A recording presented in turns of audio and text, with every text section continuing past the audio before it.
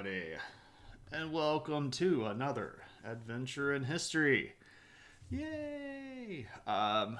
It's a day. It's been a long day, but I'm here, and there's history, and there are things, and a little snake. Vipers is raiding in. Killed your preacher, sharing hats. What up, Noger?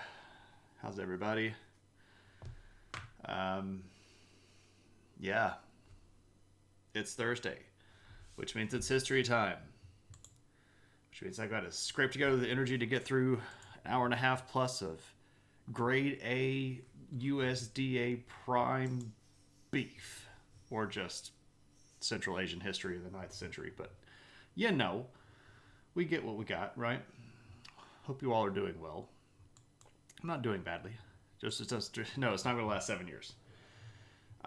But I get the reference to 7 years in Tibet. Not as good of a movie as everybody says that it is. It was mostly just really pretty, and people were like, oh, it's beautiful. I'm like, it is very pretty. Cinematography, nice. Movie, too long, not a lot happens in it, so. Appears frantic and panting. Oh, Lumpy, if you still have the energy to be frantic at this point, that's a powerful statement on a Thursday afternoon. I'm okay. Yep, that's where we is. How's everybody? Real life is intense. Yeah, I feel that. I'm having to do these training things to teach me how to do the job that I've been doing for 10 years. And they're taking up, they're taking a lot of time. And I've had a lot of students that have needed one-on-one help this week, and that's pushed a lot of stuff back. Helping students, I don't mind that at all. If I am ever overwhelmed by work because I'm helping too many people, that's fine. But helping a lot of students earlier part of the week pushed back the regular work week stuff into the end of the week. And then I had to start this module yesterday, and it's very condensed. It's supposed to, most of them are 2 weeks long. This one's only a week long, but it has the same amount of work as a 2-week one. So it's weapons departments are trying to recruit more, and the efforts are taking more time than the actual teaching. Oh, that's unfortunate. We've got a puppy with us who's sitting right here by the table. They produced a beatbox video. That's no, we don't need that, right? We're past that as a culture, right? Right? We're past that. I thought we had fixed that already. I guess we haven't. Oh yes, the head pats are happening. What's up, Green Herring? Good to see you, my friend. All right. So this is Adventures in History, where we talk about history and we make fun out of history, and we also sometimes make fun of history because people are people and they do dumb stuff even in history, and we can point out the stuff that they did that was dumb and go, that's dumb. They're dead. They're not going to get offended. So, I guess if you believe in reincarnation, some of these people might still be alive, and, their later incarnations would get ticked off at me. But since we're talking about Tibet, a lot of these people can't reincarnate anymore because we all know that Tibet's now controlled by China, and it's literally illegal in China to reincarnate without government permission. Yep. So you have to have government permission and I'm not even joking right now. This is a for real legit thing. You have to have government permission to reincarnate. Yep.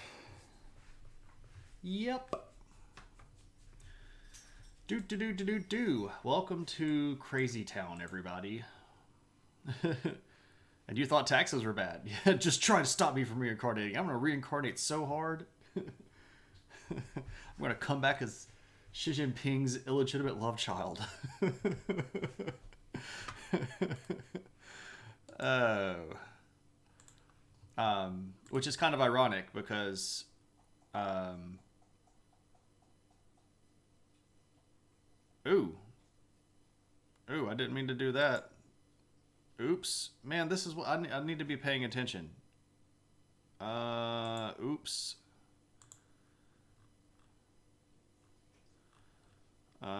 Did a dumb thing.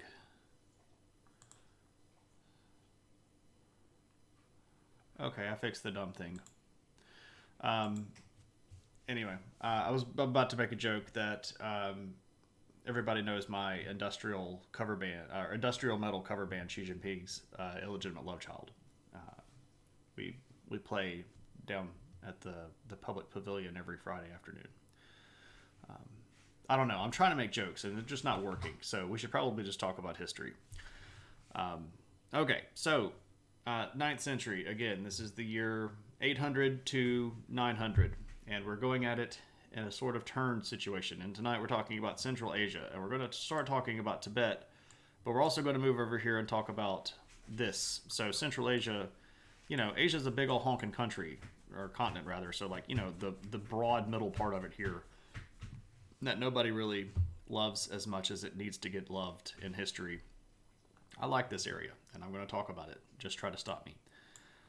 Another reason why I would probably not be welcomed in China, they would look up my web history and see all these mean things I'm saying about Xi Jinping's illegitimate love child, and they'd probably not let me in the country. Or if they did, they did intern me and put me in a camp or something, right? All because I won't shut up about Xi Jinping's illegitimate love child. Um, Subtitle of the night. Xi Jinping's illegitimate love child. I think that's really funny to say because if I said it enough, it might end up catching on, and then he'd have to censor that in Google. Because Google censors itself in China. Anyway, let's talk about Tibet. If we look at the map where we start off in 800, now this is a map of Tong, China, but that's over here. But we're specifically looking at this nice big chunk of green right here. So this is the Tufan Empire, or as we call them today, Tibet, circa 800, and we can tell that they're big old powerful honking country. Now, if we just look at this by land mass, it looks like Tibet is larger than China.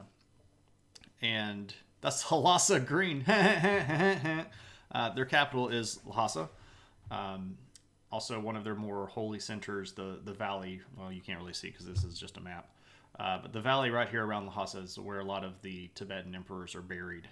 Really important region for their religion. Pretty cool temples there as well. Some of them are actually still standing. They made it through this period. But that's a little bit of foreshadowing. Anyway, if you just look at the map here, right, it looks like Tibet is way more powerful than China. And that's a little bit misleading. This region of Tibet down here, which was, in the plain of the Ganges, is actually probably more populated than a lot of this area right here. Tibet was not densely populated. Is landmass only for Christian land?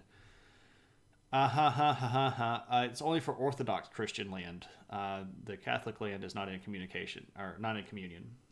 Anyway, so Tibet, it's big, but it's also not full of people. It's very mountainous. It's very dry in a lot of these areas. And even though it's a very big chunk of territory, it's not very densely populated. The army of China would probably, at this point, be somewhere close to 50% larger than the army of Tibet, even though Tibet has a significantly larger amount of land, right? That's basically what I'm trying to get at here. But so what would anyone want with that chunk of territory if it's so unappealing? That's a great question. That's a really, really great question. Most notably, note this little orange line. This little orange line right here is the Silk Road.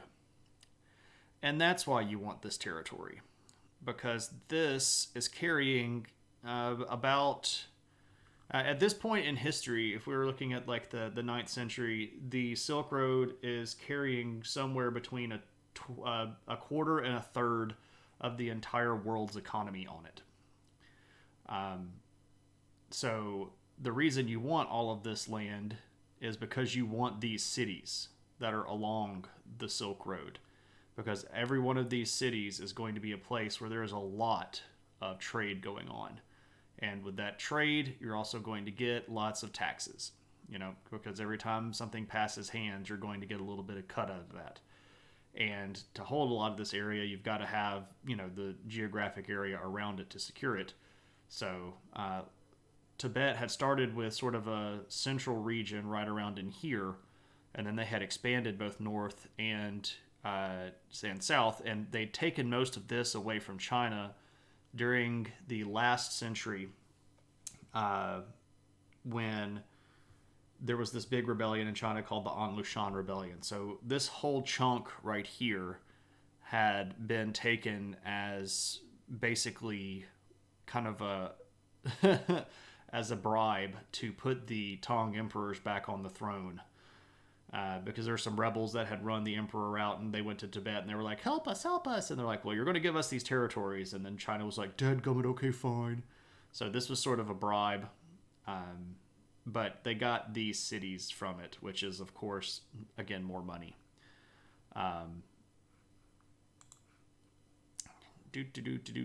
Silk seems like a very ineffective material to make a rod out of. It's true. It's very true. Hyperventilates at the mention of taxes. Yeah, I was doing that earlier today. Tibetans are skimming off the top. That's Fuki, by the way. There's a hard break between those two syllables. Just to let you know. Just to let you know. All right. So we've got Tibet. They're pretty cool. They're fairly powerful. They had taken some land away from China. They had done a lot of stuff that's pretty interesting and built their culture up. So what do we got instead? And I've lost... What am I doing here? Have I just completely lost my mind? I've lost my mind. Losing my sight. Losing my mind. Wish somebody would tell me I'm fine. Alright, there we go. Got it. I apparently just closed a whole bunch of windows because, that's what you do when you're trying to do stuff. Because, sure, makes sense, right? Nobody needs open things. Who needs open things? You just close everything, duh. All right. During this period of time, at the beginning of the 9th century, we are going to see the ascendancy of Buddhism in Tibet. So this is going to be a really, really big push towards, I don't know what the active verb is here that we could make out of it, like Buddhicizing China or Tibet. Buddhistizing, the Buddhization, I don't know, whatever it would be. There's a push from the government and from the leading regents of the government to get people to convert to Buddhism. You get a sizable tax return every year, but the preparation for it makes me feel inadequate. Yeah. It's all a big guessing game. And Buddhitize, yeah, well, I don't know how you'd make that an active verb. There were 4 big regents at this time in Tibet. So you had the emperor, and then there's sort of a like a cabinet of ministers. And in the cabinet at the time, there were, again, 4 people, but 2 of them were Buddhist monks. So you can see that this is a period of time where Buddhism had a lot of influence, because literally half of the advisors to the emperor are going to be regents. And this is going to bring us to a particular emperor named Sundaligs, who actually ends up getting put on the throne by some of these Buddhist monks. Yeah, what's up, Alt Miss Frizzle? How's it going? Buddhizing? Yeah, I don't know. Like, I don't know what the word is here. Buddhification? Maybe. Was taxation on the Silk Road as big as the pain today? Did they have Tibetan TurboTax? No, you didn't have TurboTax back then. You had to file everything. There's a lot more skimming back then, right? How to make a road out of silk? Be like, yeah, cherry round. That's a fair question. Well, I guess lots of layers is the right answer. Couldn't tell you. Chonky gold cat statues for all, right? Indeed. little, little, little cat statue that's like, hello. Anyway, also, hey, a cherry round. And hey, Miss Frizzle. I've seen you around. I'm not 100% certain where I've seen you. Maybe Cryomera's channel. I know that I've seen you around on chat. So welcome in. It's good to see you. Hope you're having a good one. We're goofy around here, and we talk about history, but we don't do it in like the boring way that everybody else kind of does. So feel free to comment or participate at whatever level you feel comfortable. If there's a tangent that you want to go off on, feel free to ask questions. Right, it says it right there. Ask questions. So we're all good. And welcome in. You Googled it. It's Buddhification, or at least someone used that in the title of their published book. Buddhification sounds like the Red Hot Chili Peppers album. It does. It's the center of Asia, and I can't... you know what I'm trying to do there, Californication. I don't know what I was going for. I tried. I'm really off the game tonight. Anyway, so the Sudnaleg's here, the emperor, got put on the throne by a collaboration of monks, right? They kind of got together and they were like, okay, who's going to be emperor? Then they picked this guy, and he's going to be a super big Buddhist promoter, and they chose him probably for that reason, and he was kind of young anyway, so they had a lot of influence over him. But not everybody's going to be super big in favor of this. There are some areas of the Tibetan world that are not super excited about Buddhism, and this is going to be a lot of the traditional areas where the tradition, the traditional Tibetan religion is still popular. And at that time, the traditional religion is this religion called Bon. And it wasn't as highly formed as it would be later on. By the time we get to about the 1100s or the 1200s, Bon is much more organized and centralized. At this time, it was more of, it's just sort of the traditional religion, right? There were a little bit of regional variants and a little bit of, kind of regional flavors to it. Bon. B-O-N. You are a science teacher. Cool. So you're all over science Twitch, but you love learning about everything. Awesome. Welcome out. Bon is good. It is, right? Like, bonjour, right? Anyway, yeah. I love it. Sometimes Lumpy will be building, and he's like, I don't know, should we put columns here? No, we should not put columns here. Let's go with this one. And yeah. And it makes me laugh. It makes me laugh because there's just this like intense focus, and then the response is, yeah.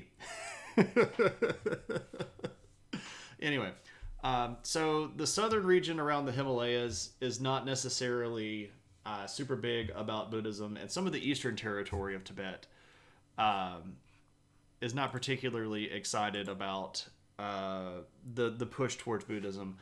And this is going to cause a little bit of a kerfuffle because they start speaking out against the emperor, and we all know that you can't have that, right? Like you're just not supposed to talk out against the emperor. So what does he do? Well, under advice of his, monk ministers, he's going to call everybody together and he's going to say, okay, here's the deal. You've got to sign these pledges, and it's basically like a contract that says you're going to like Buddhism, and you're going to support Buddhism, and you're going to promote Buddhism in your territory. And this is a fairly big deal that he sort of really pushes on everybody. And it's not particularly taken very lightly. Well, people don't really care for it that much. But we still have, I don't actually know if it's still standing, but there are a few pictures of this from some very old trips out to Tibet. So this is the pillar where the big inscription was carved. So they carved this whole thing on here as a statement like, I'm going to promise to be nice to Buddhism. I'm going to promise to promote Buddhism. Da da da da da da da da da, etc. etc. I think I've got another one. Yeah. So like, here's the actual text that you can see that it's inscribed right into the face of the pillar there. Pretty cool stuff. I don't actually know if that's still there because China. Also because of some stuff that's going to happen in just a little bit. What's up, Rayland? Good to see you. Your ears are as open as the ones of a lynx. Oh, wow. That's interesting. So, here we go. We got some stuff going. And Sednolix actually does some other stuff that's pretty cool, too. One of the things that he manages to do is standardize the Tibetan language.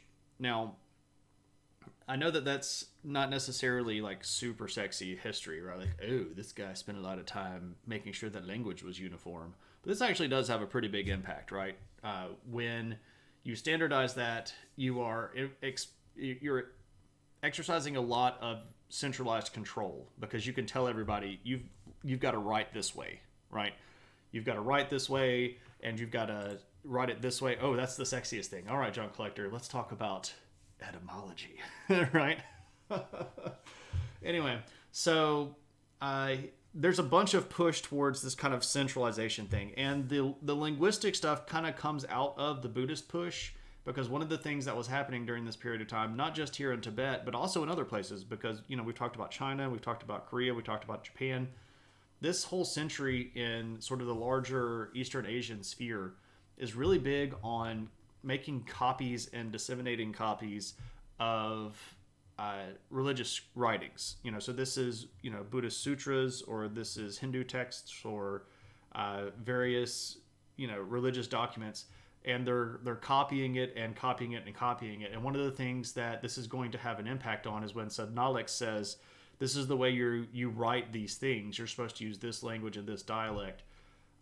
That's going to mean that those get copied over and over and over again, and they get spread out. So the standardization of language happens sort of as a vehicle to distribute these religious ideas, and specifically the ones that he was trying to promote.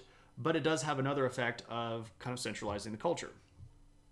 What writing system did they use? So they had their own language, and their letters are going to be a mix of local kind of flavor, but also a really heavy influence from things like Sanskrit. So let me go back to this image, and we can kind of, I mean, it's hard to tell because this is a very old photo, but you can see here that they've got sort of the standardized top line, right? And then the letters sort of extend down from the top line. So, okay. Hey, bud. Gwids. I'm streaming history because I love it. And I'm 39. How old are you? So, you know, we've got a lot of interesting kind of flavor, because some of this stuff is going to extend back over the top line, which is not something that necessarily happens in some of these languages. But pretty interesting stuff.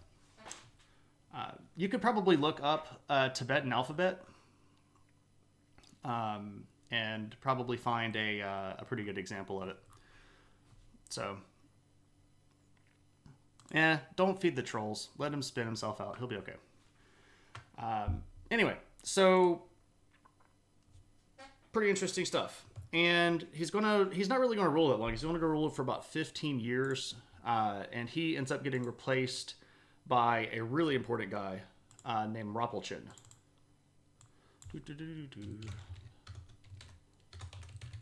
Rinpoche. We can get rid of this. All right. So, what's up with this guy? Well, we actually have photos of this guy. Well, I mean, we have some art of this guy. Here he is, right here. All right. So, this is Rinpoche. Now, you wonder why he has pictures and other people don't. He has pictures because he's like... See, okay, so the reason I wasn't trying to mute him and I was trying to get everybody to ignore him is because honestly, all he wants is for you to pay attention to him. And one day in the distant future when he's sitting on his, on his stream, or he's going to gather around the grandchildren, and he's going to tell everybody about that one time that he went into the History Channel and really annoyed those people. But if we would have all just agreed to ignore him, he would have gone away. And he would have then lost because he wouldn't have had any power. The fact that he got that response is exactly what he was after, and now he won. So if we just all had ignored him, he would have eventually gone away. Huge neckbeard. Well, we have photos of this guy because he is massively important to Tibetan Buddhism. He gets ranked among these sort of 3 top dudes that are all called the Dharma Kings of Tibet. And this goes back to like Tristan Detson, some guys that we've talked about in the past. But he gets counted as, doesn't he use nail clippers? Well, I don't know, man. I guess it's kind of hard to find a good manicurist back in that time. I couldn't tell you. But anyway, he's one of the big sort of Dharma kings because he is going to be really, really important to Tibetan Buddhism. So Sedna-Legs is like a big one, but this guy is like for real. He's king from 815 to 838. And he's going to go all in on the old Buddhist world. And he is going to massively increase the size of the sort of state-sanctioned priesthood. He's also going to sponsor a ton of art and a ton of building projects. We get all kinds of temples under him.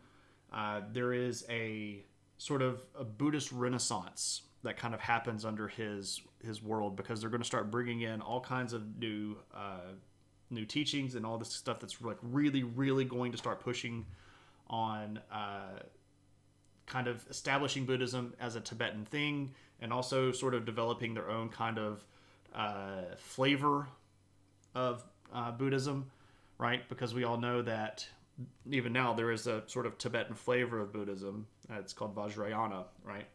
That's the Dalai Lama, right? This is sort of like it's not the beginnings of that, but this is where it really gets like a big injection of jet fuel. So there had been elements of that going on back in time, but this is just like, right? Having long manicured nails must have been a symbol of wealth and refinement. Right. Maybe that's actually true, Lumpy. I never thought about that. Just to point out, I don't think it's actually fingernails. I think it's just the points of his fingers. His fingers are just really pointy. Like his fingernail is really only here. I think he just has really pointy fingers, right? It's like this thumbnail is right here. You're not even seeing this because you're not looking at this. I'm looking at this. Like, see, here's his thumbnail right here.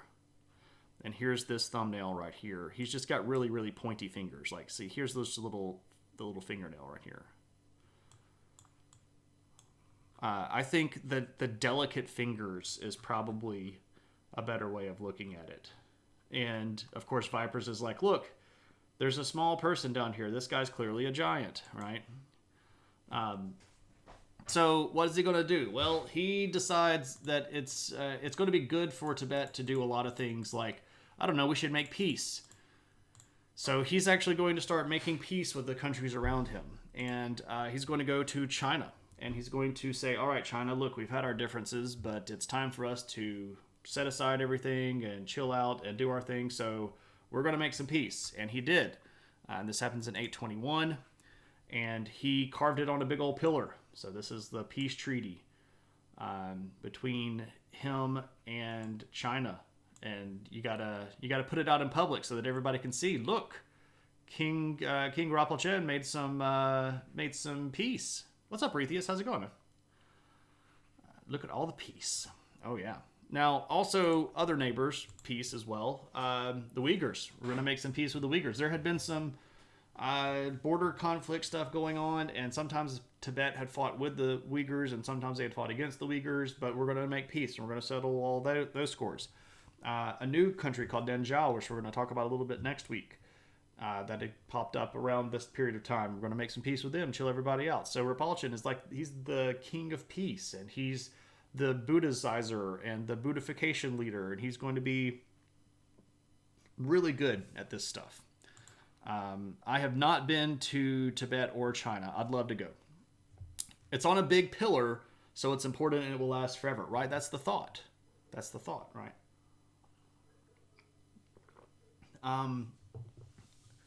The king of peas. Yeah, chickpeas, probably, in that area. Probably a staple diet. I don't actually know what kind of peas they would have had over there. I don't know if soybeans were in that area yet. That's a good question. That's a good question. Lentils, maybe so. Maybe a lentil. Probably not the black-eyed peas. No, black-eyed peas were originally cow food, and they got fed to cows. And the reason that it started being human food was stuff like the Great Depression, and people not having enough money to buy food, so they had to go eat cow food. And then I actually really like black-eyed peas. What's happening to the courts of the Byzantine Empire at this point? Actually, at this period of time, Byzantines are doing pretty darn good for themselves. We'll talk about them. Okay, so next week on Thursday, we're talking about Southeastern Asia and India. And then the following week, we're going to talk about larger issues with the Abbasid Empire, or the Abbasid Caliphate. And then the week after that, we'll be talking about Constantinople and the Byzantines. Is this Belisarius? No, Belisarius is going to be quite a while in the back. We're into the string of Constantines at this point. And we'll be with lots of Constantines. There's a Basil. We'll be talking about a Basil. But not necessarily the big power. Not the big powerful Basil. And I was like, oh, is it? Yeah, everybody wants the good Basil, the one that killed all the Bulgars. Not unfortunately the big powerful Basil.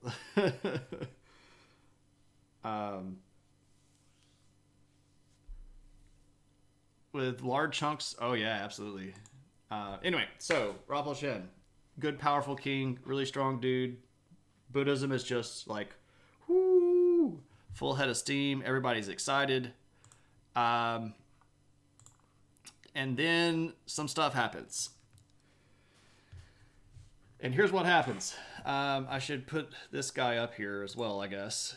Rinpoche has a brother whose name is Langdharma. And at some point in his life, Langdharma had decided to convert or make public his support for the Bon religion. And again, Bon was the kind of native Tibetan spiritual heritage. So we've got one brother that's literally considered one of the most Buddhist kings ever. And then we've got younger brother who is openly not Buddhist and doesn't like a lot of these Buddhist changes. So guess what's about to happen? Langdharma was roommates with Long Greg. Maybe so. Maybe they had a friend named Long Jack. I don't know. Just Long Jack. A peaceful compromise. Well, that would be perfect, wouldn't it? That would be perfect. Correct. If you guessed civil war and assassination, you guessed correctly. Langdharma is going to kill Rinpoche and take over the empire as his own. And guess what he decides to do? Hey, all of those Buddhists that are really happy because my brother was king, I don't like you. And I'm going to kill all of you. Alma whom is hate Langdharma. Remind me of Frank Ramsey in England, massive atheist and philosopher, brother with the Archbishop of Canterbury, right, Noger? So Langdharma takes over and immediately begins to persecute Buddhism. So how do we persecute Buddhism? Well, you burn down all their buildings and you kill all of the monks that you can find. And you forcibly convert people back to the native Tibetan religion. And this, of course, is going to cause a ton of stress. And Langdharma is only going to be king for about 4 years, from 838 to 842. But it's going to be long enough to rip the empire into pieces. And when he dies, he has 2 sons. And what ends up happening is that the sons are both rather young. And there are going to be 2 factions that are going to basically pick a son, and one is going to be a Buddhist faction and the other is going to be a Bon faction, and they're going to start going at each other. And for the rest of this century, there's going to be a big old Tibetan civil war. And monasteries of a lot of these monasteries get wiped out. In a lot of the territory, Buddhist monasteries are no longer existent. Like, there aren't any in this area at all anymore. And it's pretty bad. This begins something in Tibetan history that's referred to as the era of fragmentation. And if we look at the map, everything kind of splits into these little territories. Buddhists had to be hard to get under their skin compared to other religions, since there's a ton of mindfulness there. Probably requires extra crappy behavior from Langdharma. Well, the thing about a lot of this stuff is, it had become a political symbol because Buddhists had sort of worked their way into the upper echelons of the government and were in like really important positions. So it wasn't even necessarily just anti-Buddhism.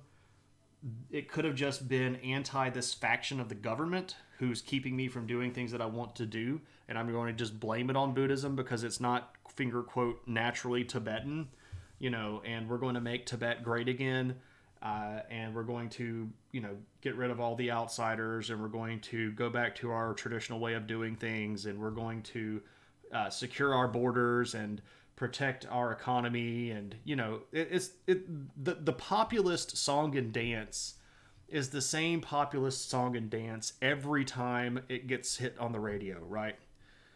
The era of fragmentation must have been a horrible time to be in IT, right?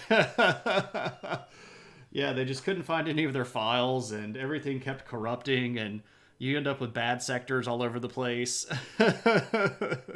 Right?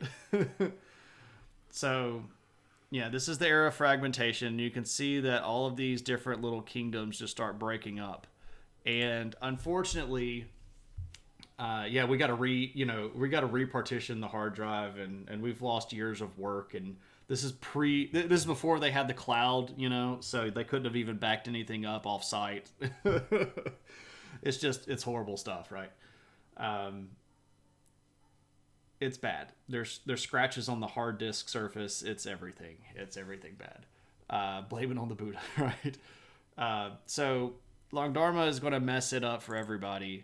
And I really like Tibetan history. I really like talking about this particular. He doesn't die old and happy. He dies young and bitter. And his sons are the ones that basically get picked apart to make this big civil war happen.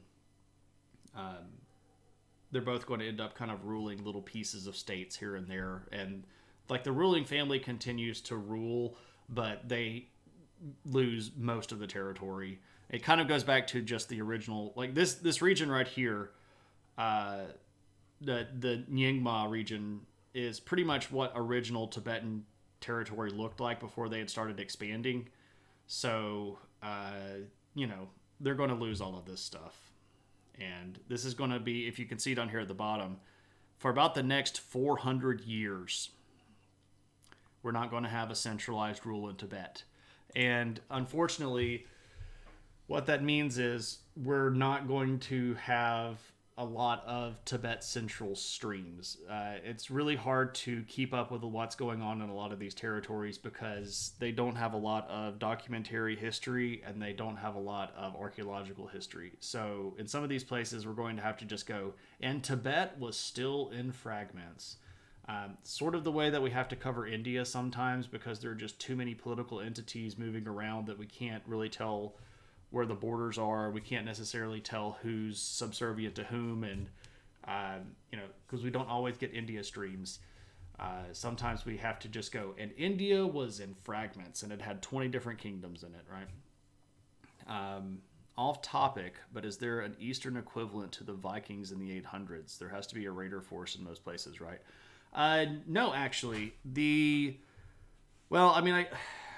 In the 800s, there's not really any one big group that's causing trouble to all of the peoples. The 9th century in the Far East is much more problems internally. So the 700s were a period of time of expansion for a lot of these kingdoms. So if we look at just the map here, like in the 700s, Shilla here in Korea had managed to unite basically the entire southern part of the Korean peninsula. There's a new kingdom up here called Balhae that had managed to put together sort of all of this region up here. Tang Dynasty China was unified and super powerful in the early part of the 700s. Tibet was this big powerful empire up here in the 700s. The Uyghur Khaganate had solidified this whole northern chunk of territory up here, and the Abbasid Caliphate had all of this stuff. So over here in Asia, the 700s were pretty big and powerful. The 800s were when stuff starts falling apart. Like Shilla splits into 3 kingdoms. Tang Dynasty is going to lose a whole crap ton of territory all over the place. Nanjiao starts back up. They've lost territory down here to the Champa and the Khmer, who we're going to talk about next week. Tibet's going to completely fall apart. The Uyghur Khaganate collapses. The Abbasids are going to lose everything here in the center, which is what we're about to start talking about. So would they just be crappy pirates or bandits? There's always going to be problems with bandits.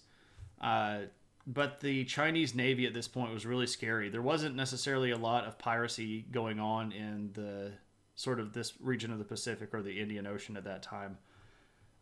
There was enough money to go around. So Vikings could just land in France and demand nobility or else. Don't talk about my family that way. Yeah, I'm actually kin to a lot of those Vikings. The difference there was Europe didn't really have its act together. And Asia did for the most part. One of the reasons why a lot of this stuff happened was like England at that point, when the Vikings showed up in England in the 800s, there were like 7 kingdoms in just on the island of Great Britain, right? After Charlemagne, his Holy Roman Empire splits into 3 different parts, and his sons all try to kill each other. And by the time the Vikings show up in the 800s, his grandsons are trying to kill each other. The Spanish didn't know what the devil they were going into, so they were sort of out of the picture altogether.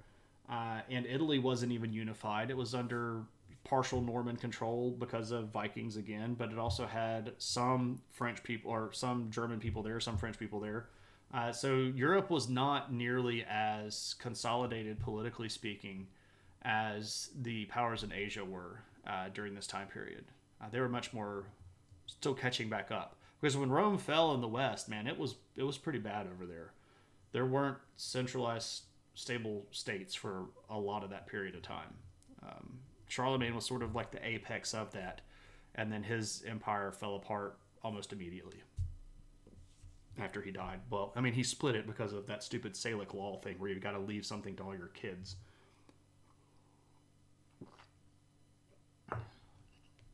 The big Eastern empires crushed any significant cartel factions or bad actors. Oh yeah, so a lot of this international trade stuff was directly controlled by the central empires. China's emperor was basically over the trade, and anybody that did trade was ostensibly working for the empire, and could be held in contempt of the empire. You didn't want to skim because there's a lot of stuff going on with, like corporal punishment is really bad over there. It's like the emperor can literally drag you up and kill you in front of everybody because,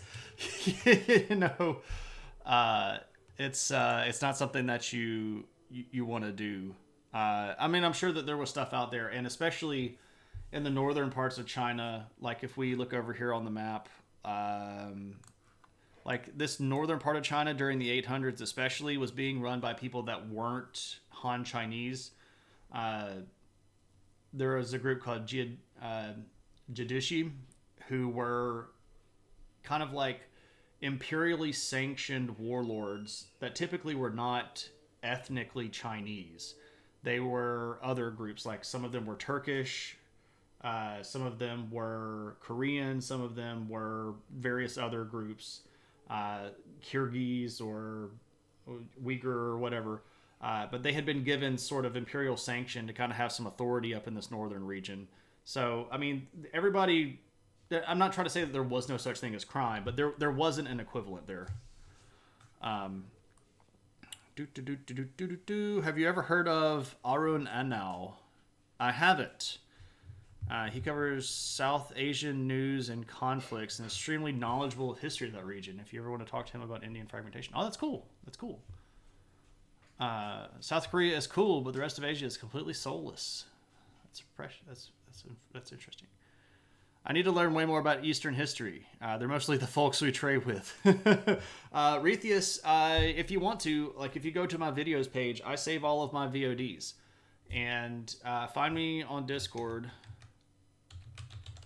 And if you want to, you can shoot me some specific questions and I'll be happy to just ramble there. Or I can say like, oh, we've already covered this in a stream. And I can tell you specifically what stream we're talking about.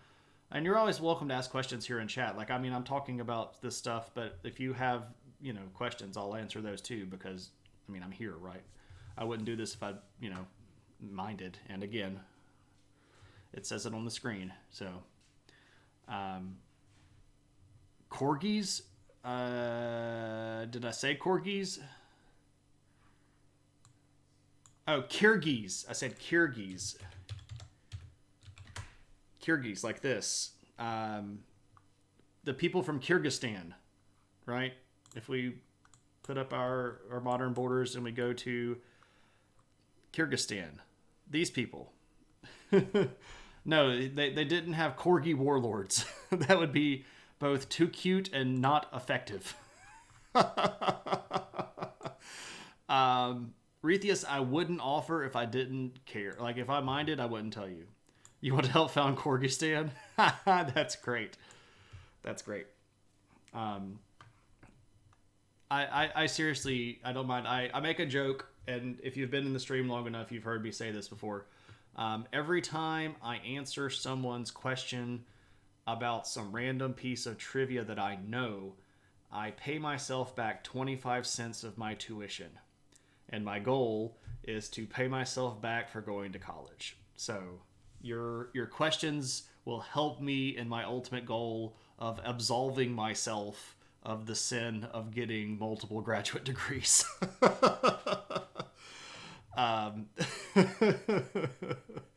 So you can help me cleanse myself of the academia, right? Yeah, I've seen you around in the philosophizing chats.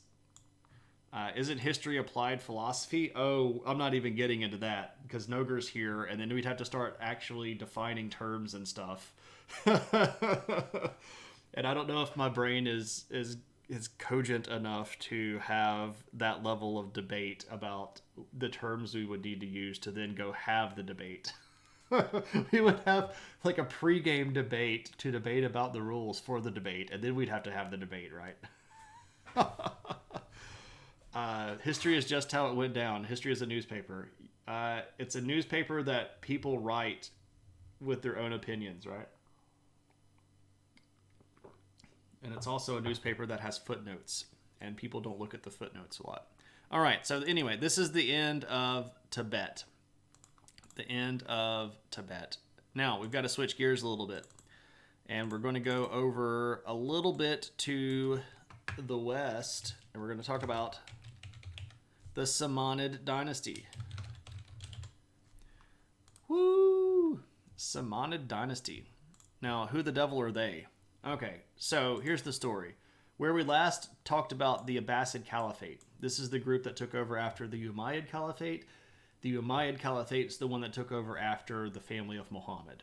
All right, so the first caliphate is called the Rashidun, or the rightfully guided caliphate. Then you have the Abbasids. Then you have Rashidun, Umayyads, then Abbasids. So the Abbasids have control over all of this and all of northern Africa, finger quote control, Saudi Arabia, Egypt, etc. Now, here's the thing. That's a big chunk of territory, and the Abbasids were not particularly stable. And over here, sort of in this zone right here, there was a particular family. And that family is the family of a guy named Saman-Khuda.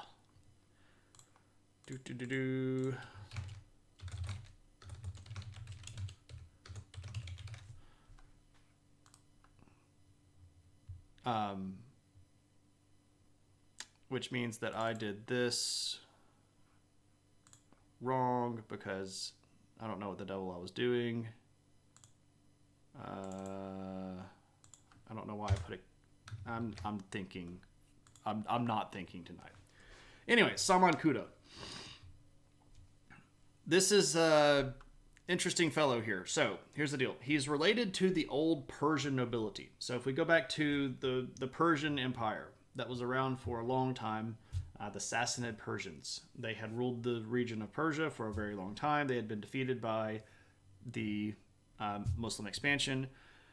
But their family was very, very rich and very, very powerful, had a lot of land, had a lot of influence, and had managed to sort of get back into the government. And Saman-Khuda is going to be a guy that had lived under Muslim rule for most of his life, but decided not to initially convert. So he was originally a Zoroastrian, which is what most of the Persian nobility would have been. So why does he end up in control of a Muslim dynasty? Well, that's actually an interesting question. So he's from this region called Khorasan, which is kind of like, broadly speaking, this zone right here, right? Khorasan. You love a free thinker. I'm guessing if we remember his name, not only Saman-Khuda, but Saman did. Oh, Khuda. Saman-Khuda. Coruscant. I'm going to employ the notes here a lot, aren't I? Khorasan. And I spelled that wrong again. I can't spell for crap. Khorasan. Sorry. Anyway, he's from Khorasan. But he's going to start moving around, and he's going to end up in the city of Merv. First person to make a Merv Griffin joke wins the prize. He ends up in the city of Merv, which is in modern-day Uzbekistan. So kind of like right about here. And Merv was one of these big trade cities, right? He was very impressed by how things were running there, and he starts hanging out with the leadership of the city. And they were, of course, as Abbasids, they were Muslim. Grinding my last Merv, that would just put you in jeopardy.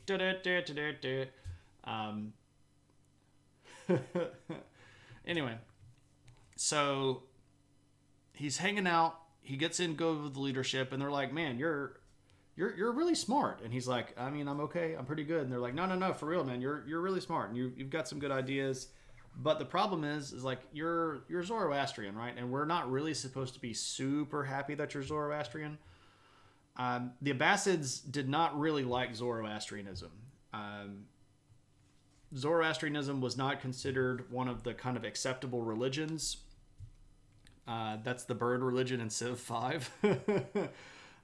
They use birds in their imagery, but they're originally from Central Asia in this region going way back to like 500-ish BC.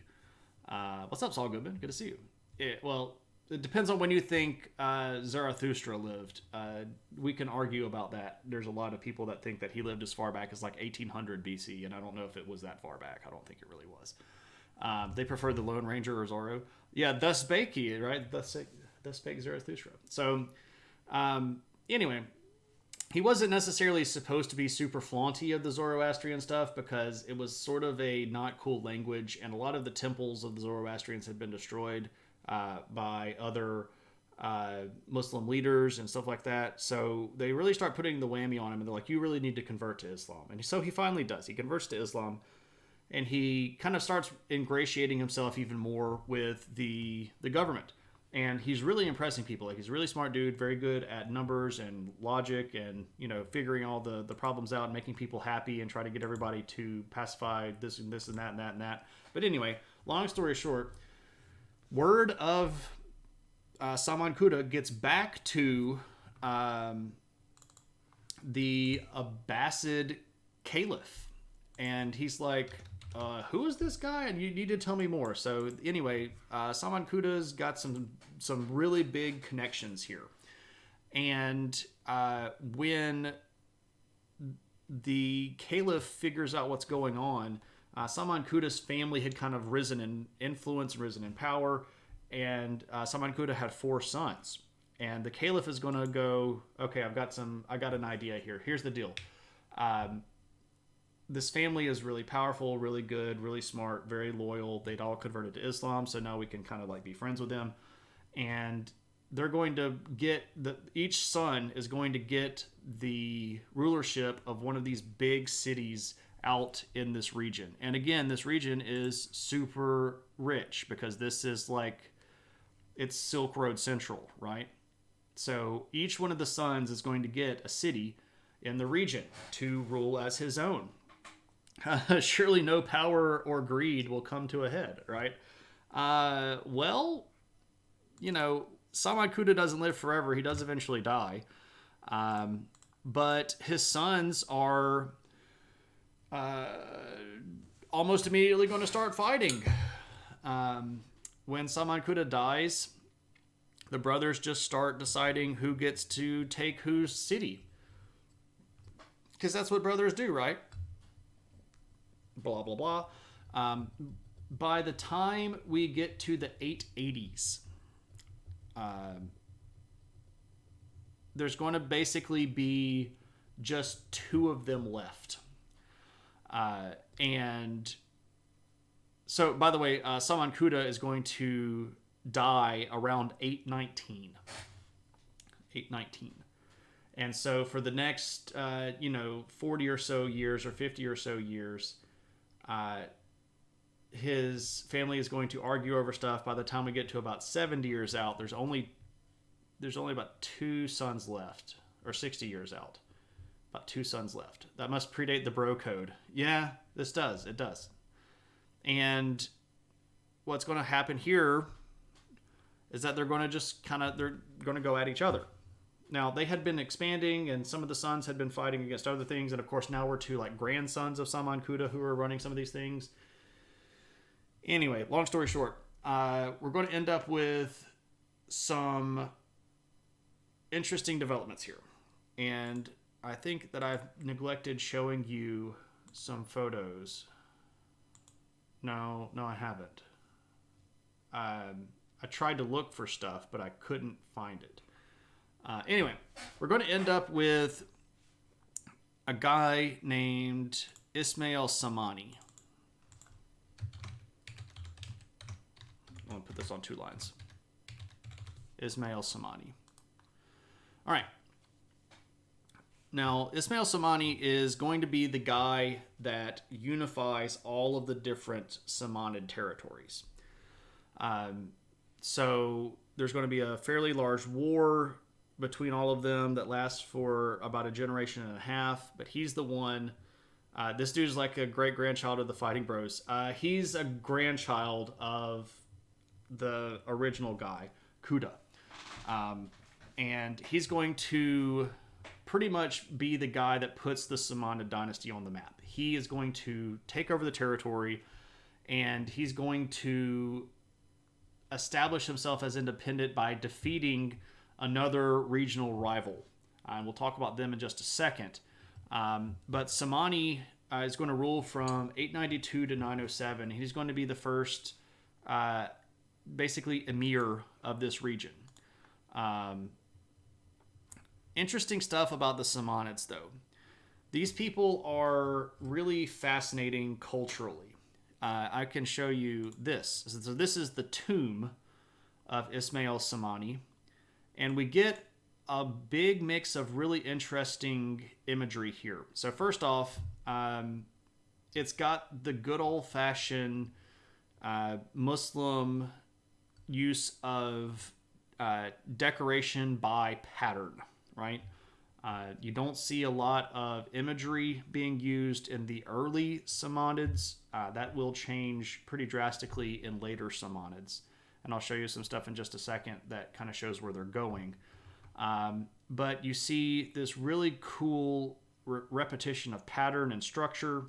Really, really interesting here. Now, the architecture style itself is not really a Muslim thing. This looks a lot more like a Zoroastrian tomb. But also, we've got some elements here from stuff like Greek and Roman, right? So we've got these nice little pointy arches that are not sort of really inherent to this particular style of art. So what we're seeing right off the bat here is that we've got all kinds of different, really disparate cultures that are getting kind of blended here by the Samanids. Now, what's really cool about this, if we get back over here, we can do this. And we can go to Uzbekistan, and we can look at this, because I did my homework, and I found out that we can go inside of his tomb. So check this out.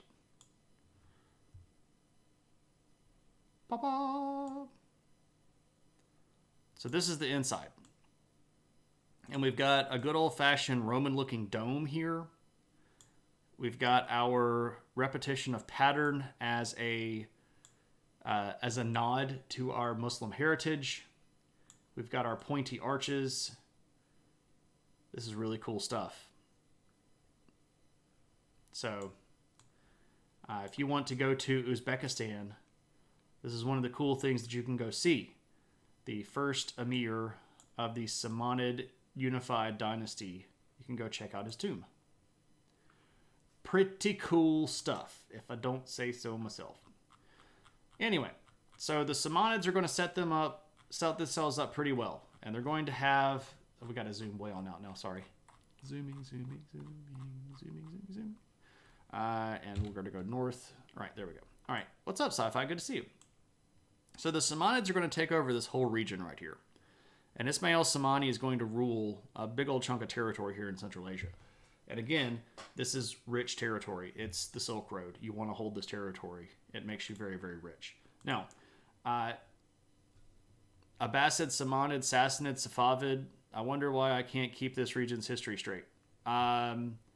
So I'll give you another one, because before the Safavids, we had the Safarids, and we're about to talk about them. The Samanids are going to end up blending a broad swathe of cultures together. And I've got this really cool bowl here that I'm going to show you. So they're going to kind of move away from this idea that we can't show images, right? This region is going to have less of a hang-up on the whole art should not include forms of animals or humans. So this is a bowl that is using what is basically the old Persian style. But it's a Samanid plate, a Samanid bowl. This is from the mid to late 800s. And we're going to start seeing different dress. So this is a lady that would have been in sort of day-to-day dress. We've got some birds here. We've got some nice coloration and some patterns. But you know, the idea here is these are Muslim people that are doing images. And you're like, but I thought they weren't supposed to do that. Again, this is a different kind of flavor of Islam. And what's interesting to remember here is Islam is not a unified religion. And in the Western world, there's always this sort of tendency to lump all Muslim people together and say like, oh, well, they're just Muslim. Just like we lump all people that are Hindu together and like, oh, they're all just Hindu. And everybody that's a Buddhist and like, oh, they're all just Buddhist. And this the sort of easiness or maybe the laziness of not understanding the finer details. There are plenty of Muslim people that have no problem with using imagery. And the Samanids were among them. This is where the current situation, I don't know if you all have been watching news, but there was a professor at a sort of small liberal arts college that was teaching an art history class that decided to share some images of Muhammad. But the images of Muhammad were made by Muslims who didn't give a crap about drawing pictures of Muhammad. And of course, this set off a firestorm, and then the teacher was fired and caused a whole bunch of backlash. And it's still kind of going through the motions right now. But this sort of knee-jerk reaction and not recognizing that there's a diversity that is present causes a lot of consternation, right? Not every version of Islam is just anti-Muhammad picture, right? Some of them drew them themselves. Imagine giving birth to a boy, naming it Ismail. Happens a lot. It's one of the more common names in the world, right? If only there was someone who could teach me history as I drove home. What's up, Tuna? How's it going? Now, the Samanids, by the end of our period, are actually going to expand, and they're going to take over part of the territory of their neighbor, but I want to save that for a contiguous story. But I can show you the map here.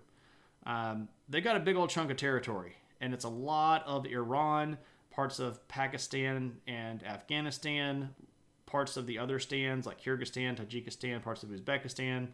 They got a big old chunk of territory, right? And unfortunately over here we just see again Tibetan tribes and kingdoms because there is no more Tibet.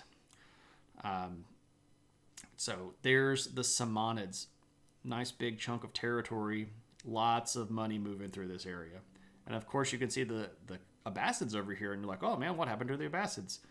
We'll talk about that eventually. We'll get there in a couple of weeks. So it ain't good though. All right, now, so that's the Samanids. But there is another. If you got that reference, I don't know if... No, there is another. That was Yoda. Safarid dynasty. Who were they? From where do they come? And from where did they go? All right, so the Safarid dynasty. Where do they start? Who are the people? What's up with them? Well, there is this guy named Yaqub al-Safar. That's the wrong button. Here we go.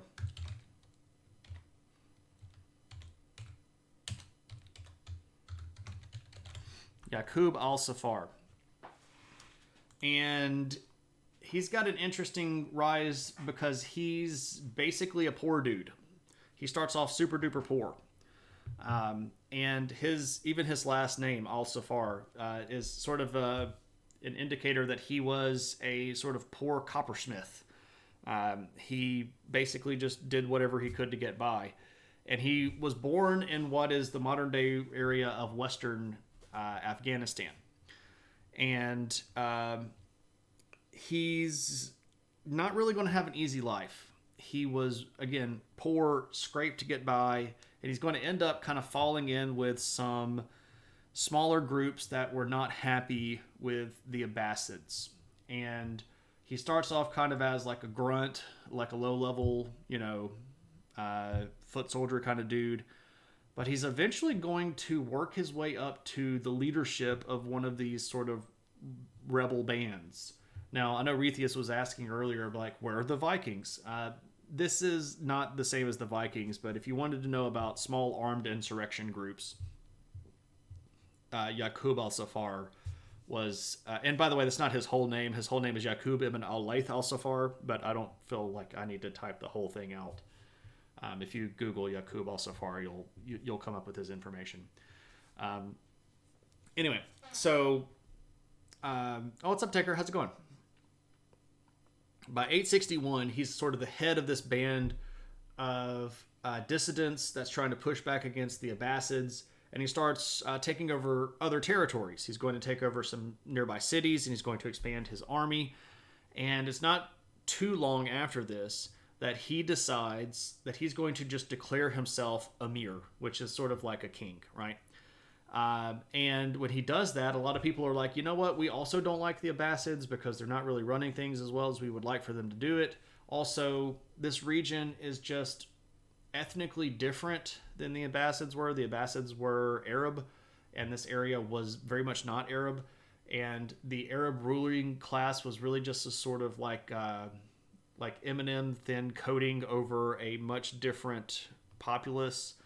So, you know, Yaqub is going to be their people, and they kind of like the idea of being ruled by their own people. Go figure that people in Pakistan and Afghanistan don't like outsiders and they want to rule themselves. Sound any kind of familiar, right? So he starts expanding, and he's going to start targeting big cities, specifically big cities that had lots of money, because he needs the money to fuel his expansion. He's going to take over Kabul. He's going to take over a big city called Nishapur, and he's going to take over Fars, which is where we get Pars province, which is where we get the whole concept of Farsi, which is their language, and where we get Persia from ultimately, right? So, because Persia is just Parsia. Anyway, this is going to be a big deal because he's taking over big cities and he's making a lot of money and he's making a lot of enemies as well. And the Abbasid Caliph, who's having his own problems over on the other side of the caliphate, sends this guy a message. And he's like, okay, look, Yaqub, here's the deal. I recognize that you don't care for me very much. I recognize that you've got some disputes. You don't really like the way that we're running stuff. How about this? I'll make you a deal.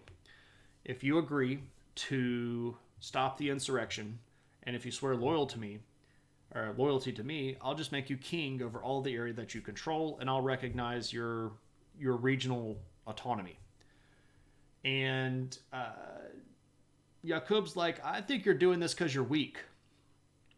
And the Abbasid Caliph is like, no, come on, man. The Caliph at this point is a guy named Muhammad, the Abbasid Caliph. And he's like, no, man, no, I'm still super in control. And Yaqub was like, no, dude, you're really not. So I'm coming for Baghdad. And this is kind of like a oh crap, he coming kind of thing. Like, oh lord, he coming. And he rolls the army up to Baghdad. And this is going to be like, this is in 876. And he gets really close to taking Baghdad from the Abbasids. Oh lord, right? Now, Muhammad is going to put together sort of a last-ditch army and rout Yaqub's military and force him to retreat from the region. But this Safarid power that he had built was not really going away. And it's still quite scary. Now, Yaqub is going to end up dying in 879, but... and by the way, here's his tomb. Again, lots of different influences here. We've got the good Persian beehive thing.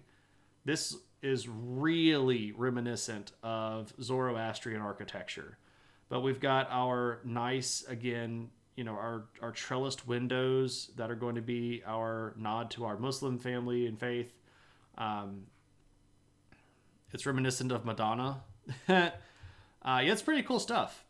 So this is the tomb of Yaqub. I was just trying to find pictures wherever I could.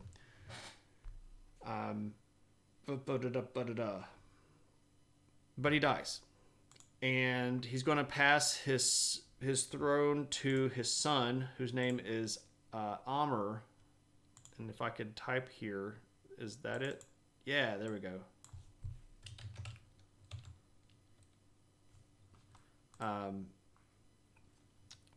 Well, I guess I could type his stuff like out. Amr ibn al Life. No. Life. Like that. So Amr ibn al Life. That's beautiful. Yeah, everybody does. Everybody dies. We're all going to be there one day, right? So this guy's got power down here. He's got kind of this whole region down here. Now, Amr is going to rule from 879 to 901. And when he takes over, he's like, okay, I'm going to keep expanding. Here's the thing, though. He's going to go up north, and he's going to try to invade the Samanid territory. And this is when he runs into our buddy that we were just talking about, Ismail Samani. And Ismail Samani is going to beat the junk out of this guy. And Amr, who had been the king of this big old chunk of territory, is going to end up getting kind of humiliated. And as a way to suck up to the Abbasid Caliph, Ismail Samani is going to send Amr to the Abbasid Caliph. And he's going to be like, hey, Mr. Caliph, do you remember when that guy almost invaded and took Baghdad? And, Muhammad's going to be like, yeah, that was just like 2 years ago. And Ismail Samani's going to be like, I got a son, and I'm sending to you as a gift because we're buddies, right? And this is a good thing because he's like, yeah, I'm very happy that you sent me this guy because, I don't like this dude very much. And so Amr gets sent to Muhammad, and they kill him because that's what you do to rebels. Now, the territory is not completely lost. If we go back to our map here, we can see that there is a much reduced Safarid territory right down here in the bottom part of what is modern-day Pakistan, a little bit into Iran. But this area here that had been taken by the Safarids gets added to the Samanids as a big thank you. Big thank you, right? Hey, you got rid of the bad guys that had just threatened us, so here, take all of their land. And so they did, and so it was good. So what's up with the Safarids? They're going to be kind of a mix of culture. And they're going to take this actually a little bit further and a little bit faster than even the Samanids did. Because they're going to start issuing coins and stuff like this that look like those old Persian coins. This is a Mithra bull, right? So Mithras was one of the gods of Zoroastrianism, and you're a Muslim guy that's putting a symbol from another religion on your coins.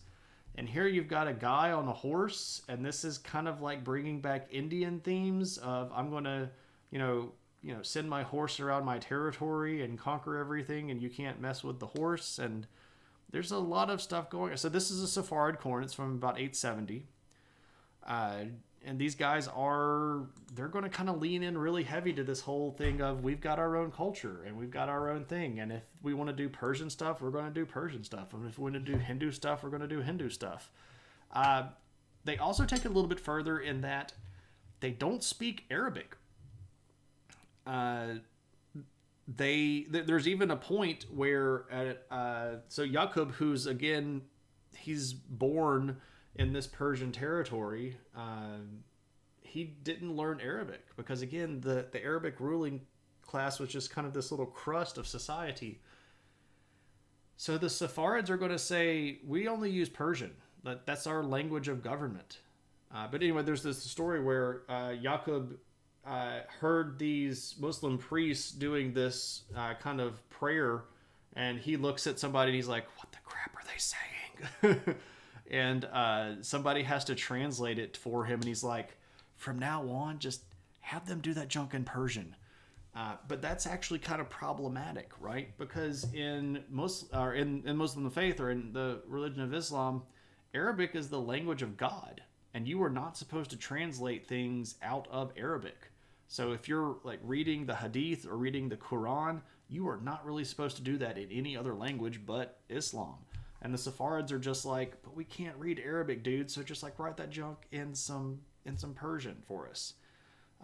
They're also going to go heavy, really heavy on the written versions of art. So they're going to be like all on some some novella stuff. They're going to be especially big on poetry, and it sort of becomes almost a sign of your nobility to be able to write really good poetry. This is kind of a parallel. There's no real contact here between the Saffarids and like the later Tokugawa people in Japan, where writing poetry was the noble thing to do.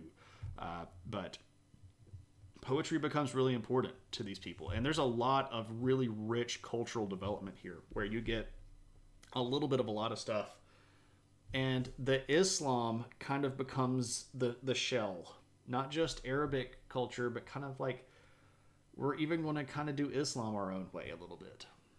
The King James Quran is the definitive version. Oh yeah, the 1611 King James Version Quran.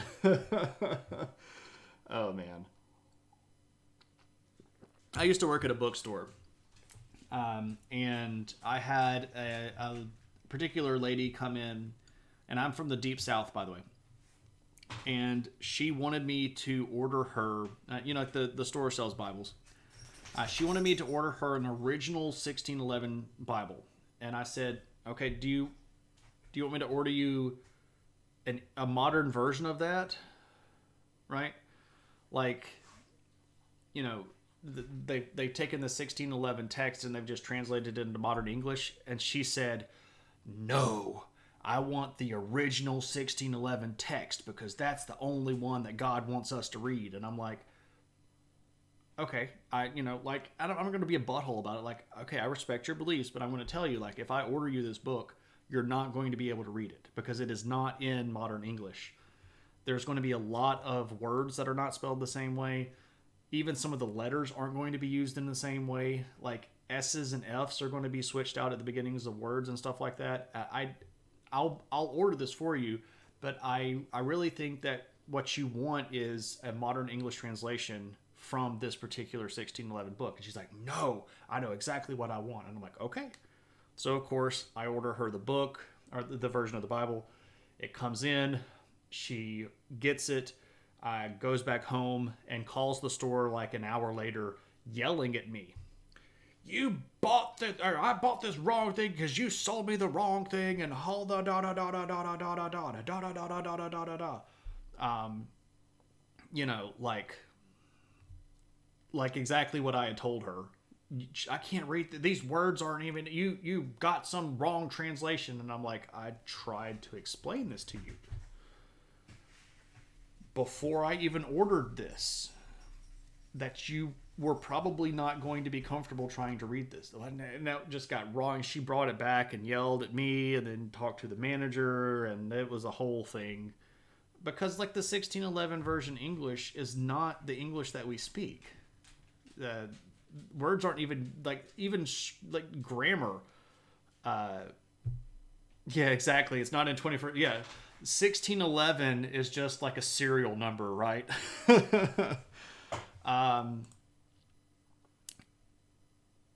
Did I just time somebody out? No. What did I do here? I'm clicking random junk.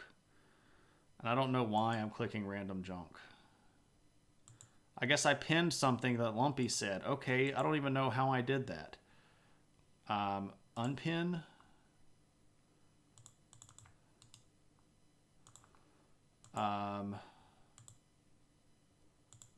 Whatever. I don't know what the devil I just did. I'm clicking really badly.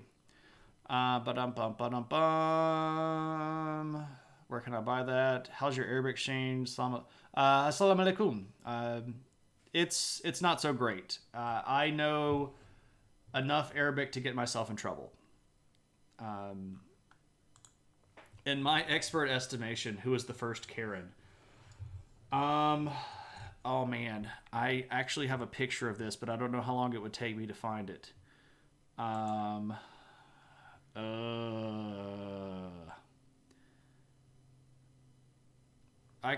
let me see if I can quickly find it.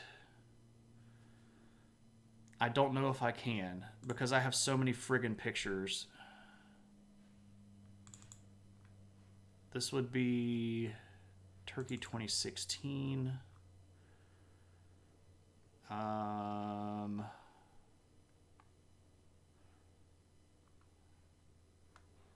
Museum of Anatolian Civilizations.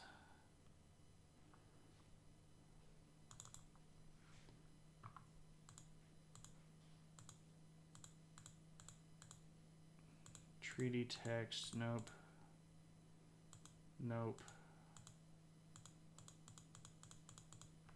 Nope, that's not it. I'm sorry that this is not the best thing here. I'm trying to look for a particular photo that I have.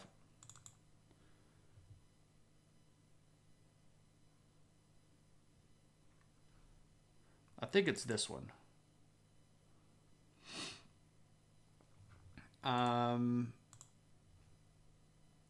Don't hold me 100% accurate that this is accurate because I'm trying to do this really fast and I don't know if this is accurate. But this is an old cuneiform tablet. And in the tablet, there's a guy complaining to another guy that the items that he had sold him were of low quality. And this was an official tattling on him to the priests. So the guy had, like, person A had sold person B some crappy stuff, and then person B had gone to the temple and ratted him out to the priests in this big letter. And it had to be written down by the priests because it was an official claim against some stuff. But this comes from the Babylonian era, which was probably around like 1800 BC. Yeah, so it's a complaint letter, right? So I don't know if that's exactly the one because like this is the image that I'm trying to interpret here, and it's kind of fuzzy, and I need to look a little bit closer. I took bad indexing photos, which is a problem. So when I go to museums, I take an indexing photo, like especially if it's a display of tablets.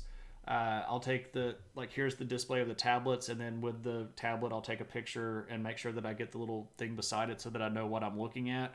But that means that when I want to go find something specific, usually it takes me a little while to dig it up, and it's not really something good to do really, really fast like that because, I end up not reading my index very well. And very quickly. So that's probably the answer to that. Yeah, people never change. All right. Anyway, so that is actually the end of the material that I had planned for tonight. So we talked about the Tibetans and their collapse. We talked about the Samanids and the Saffarids, and that's where we're gonna call it a pause right there. Community challenges 50% complete. Woo! Look at there. We're over the halfway mark to a stream that might get me kicked off Twitch. I don't know why I agreed to that. How are you all doing on stream points? Do we even have enough to get there?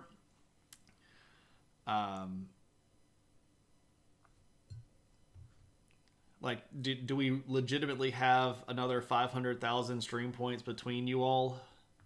Because when this thing started, KP had something like 150,000 points, and I know that he's down to like 100 points now. So we've got a community goal where um, you've run out a few times trying to fill it. Okay. So maybe I need to lower it. If everybody's out, maybe I just need to lower it. The goal was, like, I don't like the idea of people having just bajillions of stream points if there's nothing to do with them. I feel like it's a waste of time and waste of effort to have them. So I might knock it down to 750 or maybe 600. Maybe anyway. So we're collecting stuff here to do a stream where it's basically all opinion hat for a whole stream. And I'm likely to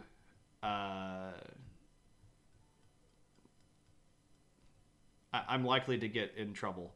No, I'm just gonna run it. I'm gonna run it for however long it takes. I mean, is it telling you that it's got 19 minutes left? I'm going to kick it back out. It's not going to actually expire. I'll just kick it to however many times it takes.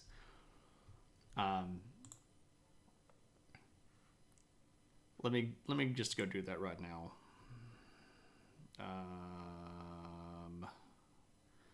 Where is that? Channel points.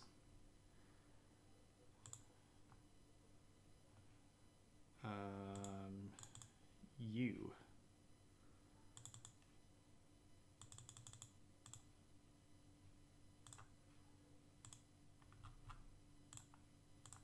All right, so now it's got another 30 days. It won't actually let me edit it. I don't know why. That seems silly.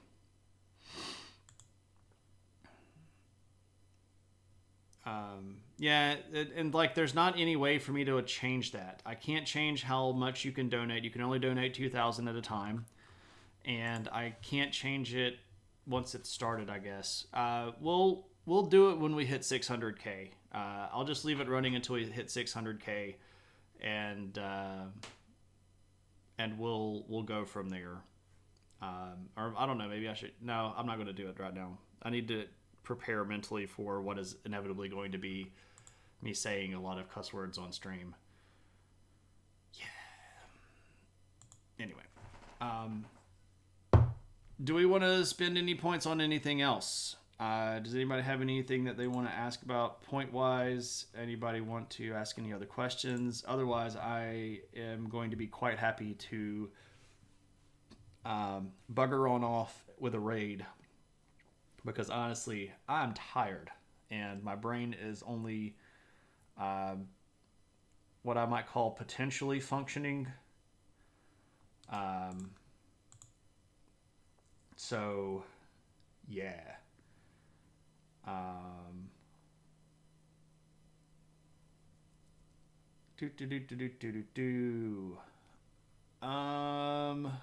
Who are we gonna go raid? Or let me see if anybody's saying anything.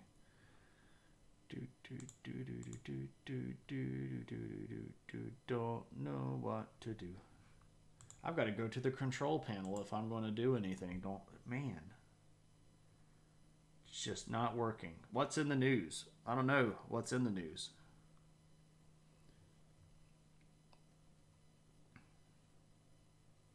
How do we know that I'm not an AI robot? I have too much knowledge. Dame Karen, I extended it for another 30 days. And when we get into close, it's been running for like 6 months now. Or not 6 months. It's been running since like 4 months ago. I can extend it for however. I just kicked it for another month. So we'll have plenty of time. I am not an AI robot, but I would guess that's what an AI robot would say. I would also think that an AI robot would be much more capable of remembering basic things, like how to spell stuff in your stream title. So, like Bara-Khuda, when I went to make the name of the title, I was like, oh, Khuda, like Bara-Khuda. And I thought, oh, we could do like, ooh, Bara-Khuda as the stream title. And then I typed it in and I'm like, who was I trying to pun again? Oh, I was trying to pun Saman Khuda. So I typed Bara-Khuda because, you know, that's the guy's name, right? No, it's Khuda. But because my brain is just like going, that's what we ended up with. Feels like an AI would say less often. Quite possibly. Quite possibly. Maybe the AI was programmed to be as human as possible, like making spelling mistakes. Maybe so. Did you want something specific, Noger? Like something specific in the news? Or did you want me to just pick something randomly? It's up to you. What's going on, Moose? You went to 1967 Bara-Khuda. I don't even know what that looks like. Starlink reduced Ukrainian access to its network for controlling drones. Oh yeah, like I saw that. You pick. I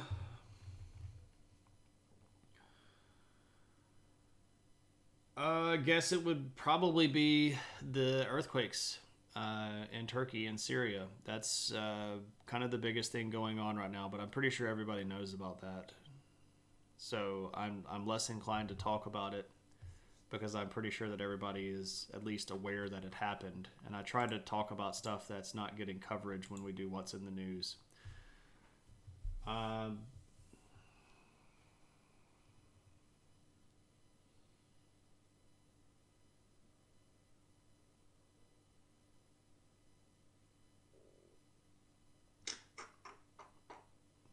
What is in the news?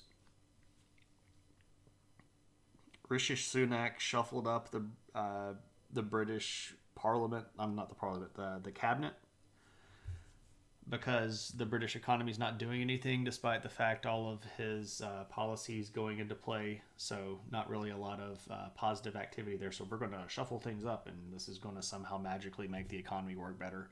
It's really not. The policies that they're trying to push are basically trickle-down economics, and it hasn't worked ever, and it's not going to work now. So, you know, eventually voodoo economics will go out of favor, and people will stop trying to think that they can sell it for people.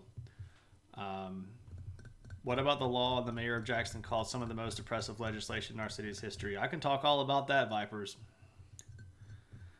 Okay, so in Jackson, Mississippi, the House of Representatives of Mississippi, so the state legislature, the House, it hasn't been sent to the governor, it's just from the House. The House of Representatives passed a law today, or passed a bill, it's not a law yet, passed a bill that would extend the jurisdiction of the Capitol Police to about somewhere between 30 and 40% of the city of Jackson, specifically targeting what they called centers of commerce, which just happen to include white neighborhoods. Now, this bill would also create a special judicial district where anything that happened in that judicial district would be overseen by a special judge that was appointed by the governor.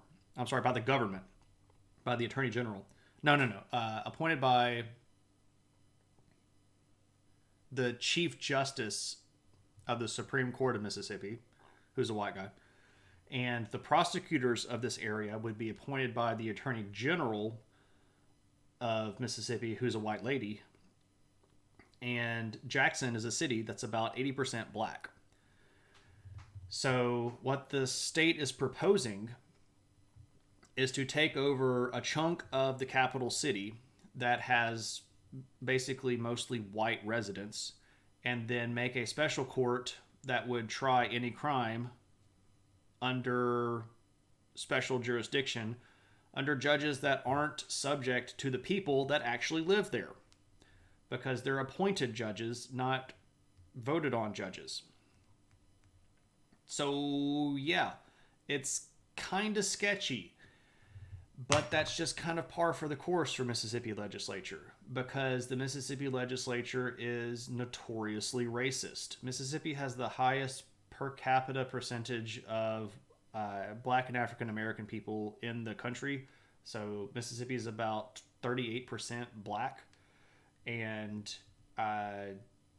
it's not even close to 38% black governmentally. The district lines are massively gerrymandered. The structure of the entire government is stilted towards white Republican power bases. Mississippi is one of only, I think, 8, maybe 9. I don't know, maybe it's 12. I can't remember how many. One of less than a quarter of states in the country that has not expanded Medicaid. And as a result of that, Mississippi has seen some of the fastest declines in access to health care in the last 10 years. We've lost more hospitals than any other state per capita in that period of time. And it's all because the legislature is massively racist and doesn't want to help black people. The federal government cut a whole bunch of checks during the pandemic to sort of bolster states' spending. And the federal government sent a big chunk of money to assist specifically with things like helping retrofit stuff for schools that, were trying to adopt things that would help them work with COVID, like telecommunication stuff, buying new computers, buying projectors that would allow them to, do, or like buying cameras for rooms and things like that to let teachers teach virtually. And when that happened, the governor got really, really excited about all of this money that Mississippi was going to get. And then they saw the federal government stipulations that they had to be used in areas of rural population, and that in Mississippi means predominantly black areas. And then the governor was like, well, we're going to put these funds on hold until we can evaluate how to properly spend them. And we basically sat on, I think, $600 million worth of money that they didn't spend, that they could have for free. This wasn't a loan. This was a chunk of money just sitting there that they didn't spend because it would have gone to help black people. And they don't like that. Mississippi is one of the most racist places on earth. And it frustrates the crap out of me. But this is why I teach here. Because if I can convince people that the way that we do things is bullcrap by teaching them that the rest of the world is a lot different than the way that it is here, and that compassion and humanity don't really give a crap what skin color is, and that culture is something that is not automatically bad just because it's different, that can change people's minds. And I know that I, by myself, am not going to be the one that saves Mississippi. But if I can save some people, and then they can save some more people, maybe that starts to snowball. That changes things for the better. But yeah, it's a frustrating situation, and it pisses me off really bad.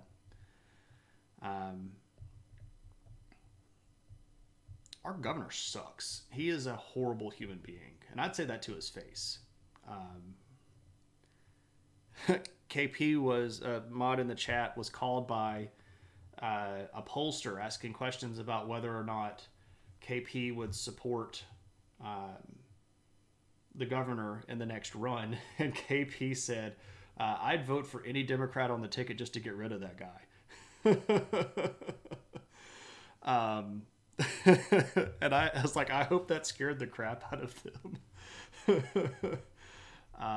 It's not a very Christian thing. And I think it's really funny to point out that, it doesn't say in the Bible, you know, like, how do you love me? If you feed my white sheep. It just says, if you feed my sheep, right? You'll know you're Christians by your love for white people. That's not what Jesus said. Also, Jesus wasn't white. He was a brown dude with olive complexion and probably had curly hair and didn't look like the white dude that's in all the pictures. Sorry. He was also Jewish. But I'm not supposed to say that either, am I?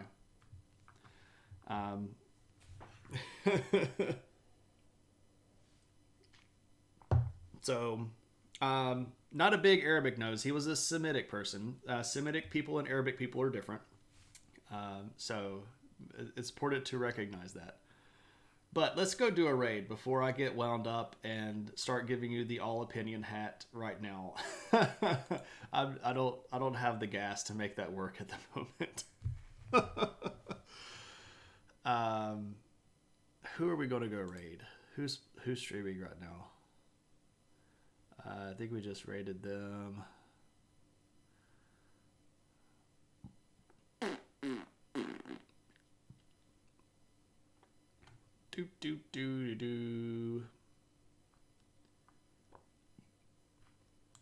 Let's go raid Melissa in Denial, who's playing a game, but Melissa in Denial is pretty cool.